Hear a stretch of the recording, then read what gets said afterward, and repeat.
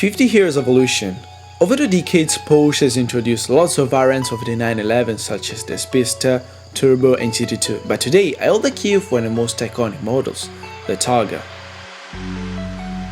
The timeless shape of the 911, combined with the Targa roof system and today's technology, make the 911 Targa as one of the most desirable 911 I've seen since a long time.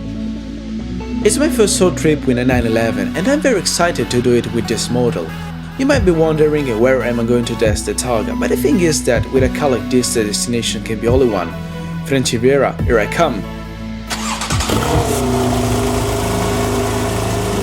Right, I left behind me the magnificent Villa Fenaroli with the flashy Principality of Monaco waiting for me just 400 km away.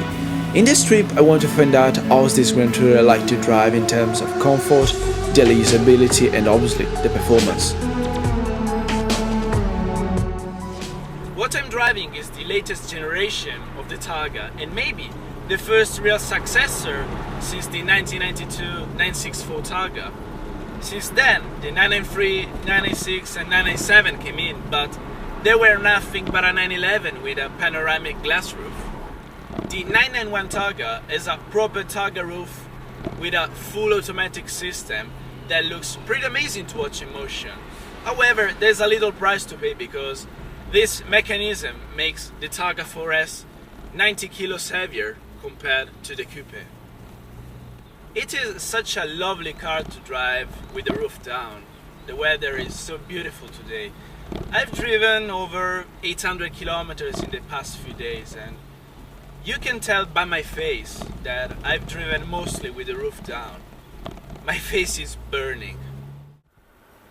The sun is pretty strong today. It will be crazy to drive 400 kilometers with the roof down.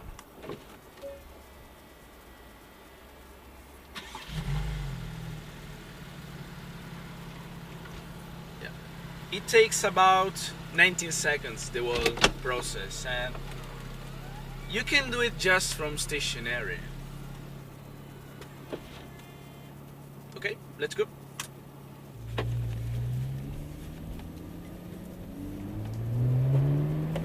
Hey, there is another Targa, but that's a Corvette.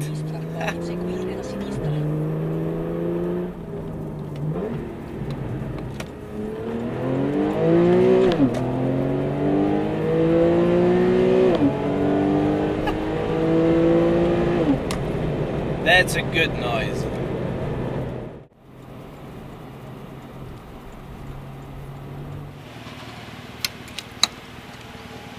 Probably my only fuel stop on my way to Monaco.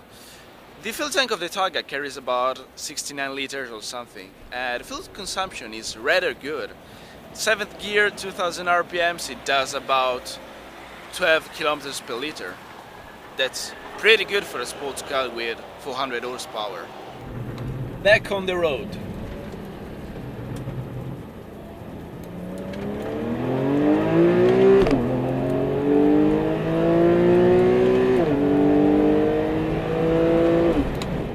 So how's the Targa like to drive on a highway cruise? Well, can you hear that? That's the sound of silence. I'm driving with the cruise control at 130 kilometers per hour and what you can hear is just a little whisper of the wind that I don't even think that you can hear it through the camera. With the valves of the exhaust closed, the Targa is really quiet to drive. You can drive long distances without make your hair split. The ride on a highway cruise is very smooth and comfortable, and I think that the Targa is the perfect car that can be driven on a daily basis and in every season. It has a four-wheel drive system, and by the way, the Targa is available only with a four-wheel drive system, no rear-wheel drive. And it has also a boot with a pretty good capacity, 2 extra seats in the back. I mean, what else can you ask for if you want to use a sports car on a daily basis? The interior of the 991 Targa looks very good put together. You can feel and see the quality. I like the central console that separates the cockpit into sections, and I like also the steering wheel too, because it really gives a very proper feedback, and I like the fact that it's very clean. It doesn't have any buttons, just the pedals behind. Just like any 911, it has the typical 5-instrument bezel. And here on the right, there is a small screen where you can actually see several parameters, such as the pressure of the tires, the temperature of the engine oil, and what else? The navigation, the music you're playing, and you can see also the G-force, and also how much power the car is delivering to the front and rear tires. It's a pretty cool feature, but I don't find it very useful. I mean, you have to look at the road, not how much power you are delivering to the tires. So, is it possible to cruise on the highway with the roof down? And this is just 120 kilometers per hour. But hey, here's the positive side. This is Liguria, and there's plenty of tunnels.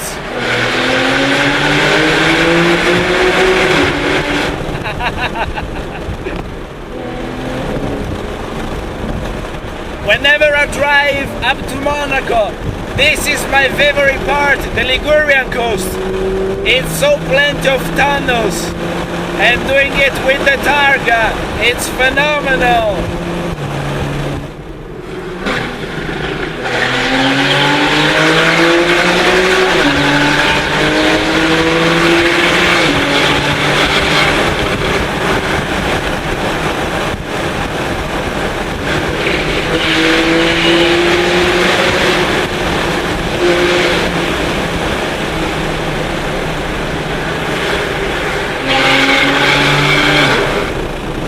I don't care about the wind noise.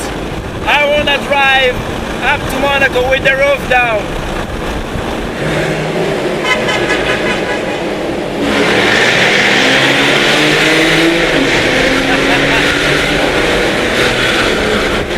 So, a friend of mine with a Jaguar F-Type R has just joined me on my way to Monaco. Now this is epic!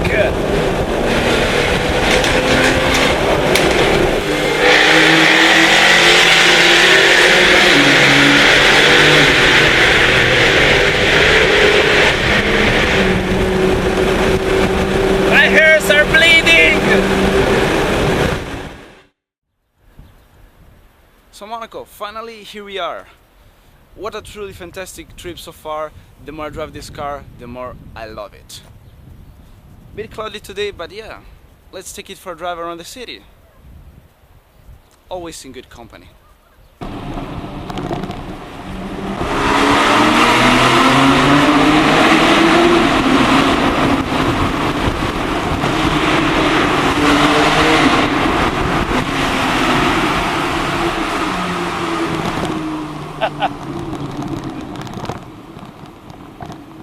So let's start a lap around the city of Monaco. As you can see, the city is ready to host the annual Formula 1 Grand Prix.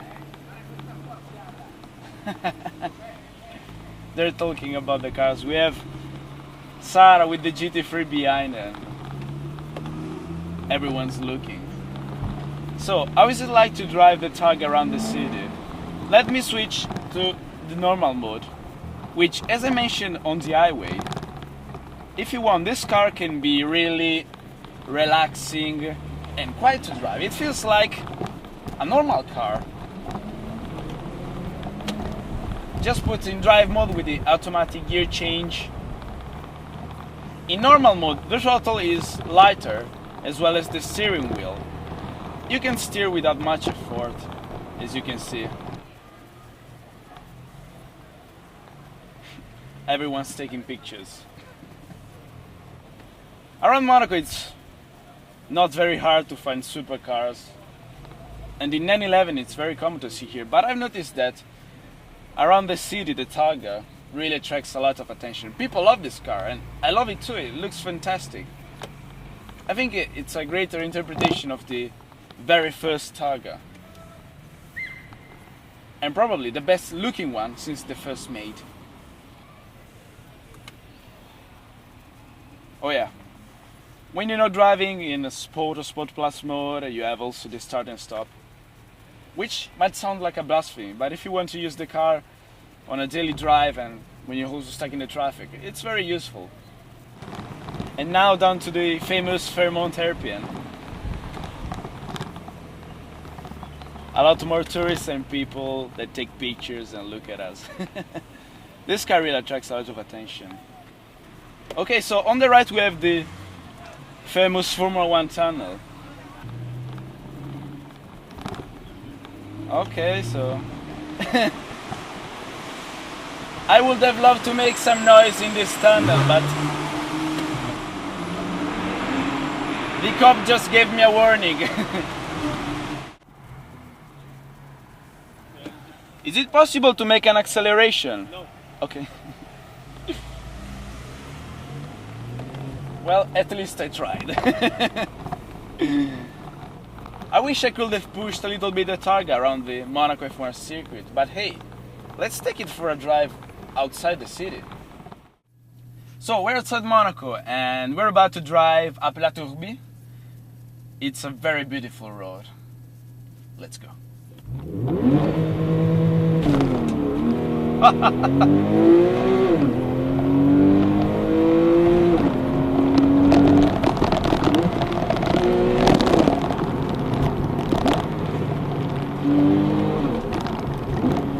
Second, first gear.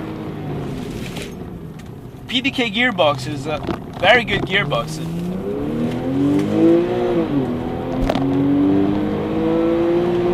The gear changing is immediate. Wow.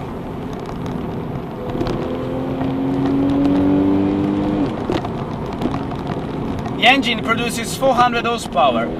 It doesn't give you the kick of a turbo, but the power delivery is very fluid and progressive, and above 5000 RPMs it really starts to push.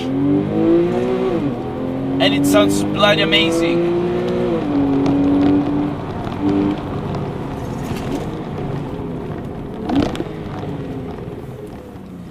I'm driving also with the traction and stability control off, but there is not a hint of power slide. The Targa is available just with a four-wheel drive system, and it's a fantastic all-wheel drive system. It feels very neutral, and mostly it has so much grip and traction.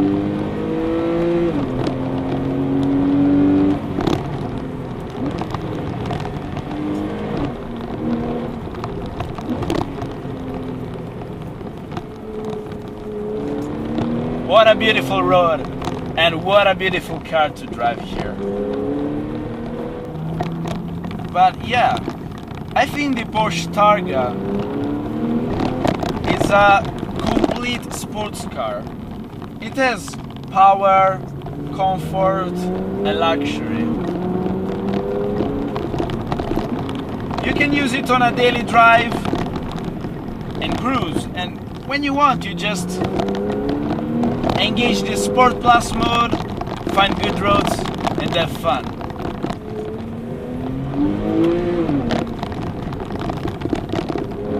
It is so quick in the corners.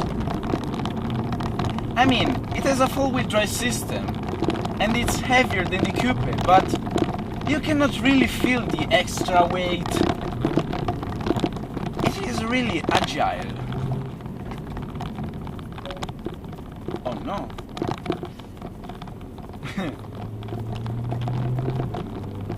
Yeah, the Porsche Targa is a good fuel economy, but only when you drive slowly. I need to fill up, and I don't even know where I am. Okay. Finally! I was really about to run out of fuel.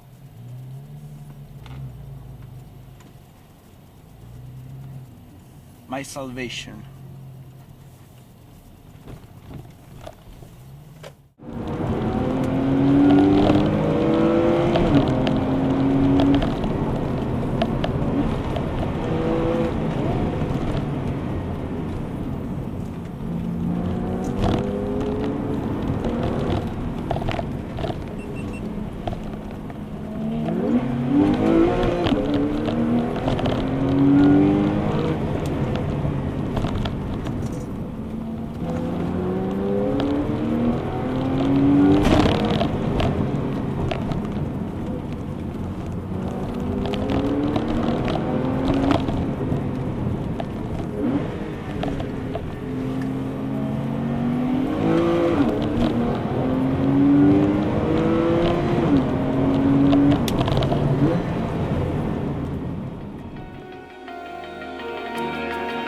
To my eyes, the Porsche 911 Targa is an instant classic.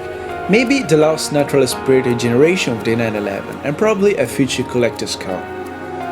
It feels very different from any 911 convertible. It's a modern classic with a vintage flavor, one of the best models that Porsche has ever done in my humble opinion. After having experienced it for over 2,800 kilometers, I can only say positive things over its dynamic qualities. It's not a car that I will track day, but driving it on the coast with the wind in my hair makes me think that this is the right car that enhances in style the driving pleasure at low and high speed. Well, it sounds like that I've fallen in love again. Might be time to start saving.